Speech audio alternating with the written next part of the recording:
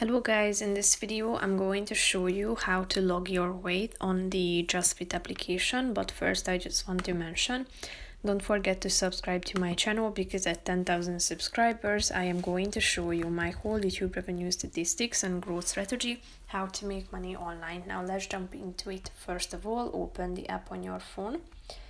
After that, you should tap on the progress button down below, which is in the right side corner of the screen.